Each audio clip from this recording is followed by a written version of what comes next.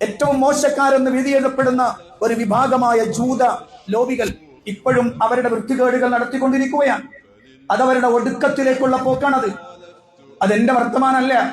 അള്ളാന്റെ ഹബീബ് സല്ലല്ലാഹു അലൈഹി വസല്ലം പറഞ്ഞിട്ടുണ്ട്, വരാനിരിക്കുന്ന ഒരു നാള്, എല്ലാ കണക്കുകളും തീർക്കപ്പെടുന്ന നാള്, ഇന്ന് ഓരോ കുഞ്ഞിന്റെയും കണ്ണുനീരിന് കൃത്യമായ മറുപടി കൊടുക്കപ്പെടുന്ന നാള്, തകർന്നു വീഴപ്പെടുന്ന ഓരോ കുടുംബത്തിന്റെയും കണ്ണീരിന് വില കൊടുക്കപ്പെടുന്ന ദിവസം, തകർത്തെറിയപ്പെടുന്ന ഓരോ ബിൽഡിങ്ങുകൾക്കും കൃത്യമായി മറുപടി കൊടുക്കപ്പെടുന്ന ദിവസം.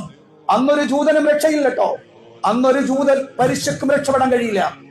അന്ന് സംസാരിക്കാൻ കഴിയാത്ത മരങ്ങളും കല്ലുകളും വരെ വിളിച്ചു പറയും, തആൽ യാ മുസ്ലിം വറാഇ യഹൂദിയുൻ തആൽ ഫഖ്തുൽ. എന്റെ പിന്നിൽ ഒരു ജൂതൻ ഒളിച്ചിരിപ്പുണ്ട്, വാ മുസ്ലിമേ, കൊല്ലവനെ എന്ന് വിളിച്ചു പറയപ്പെടുമെന്ന് ലോകത്തിന്റെ നായകൻ, ഒരിക്കലും കളവ് പറഞ്ഞിട്ടില്ലാത്ത, ഒരിക്കലും പൊളി പറഞ്ഞിട്ടില്ലാത്ത നായകൻ സയ്യിദുനാ വ ഹബീബുനാ മുഹമ്മദുർ റസൂലുള്ളാഹി സ്വല്ലല്ലാഹു അലൈഹി വസല്ലം പറഞ്ഞിട്ടുണ്ട്. അതിലേക്ക് നാളുകൾ അടുത്തുകൊണ്ടിരിക്കുകയാണ്.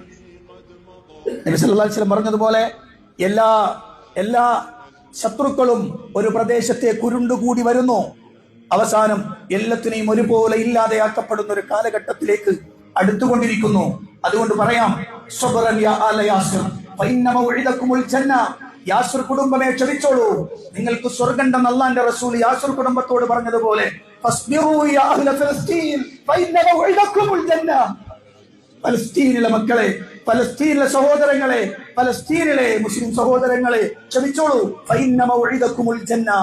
സ്വർഗ്ഗമാണ് നിങ്ങൾക്ക് വാഗ്ദത്തം ചെയ്യപ്പെട്ടിരിക്കുന്നത്. അല്ലാഹുവിന്റെ റസൂൽ യാസിർ കുടുംബത്തോട് പറഞ്ഞതാണ്.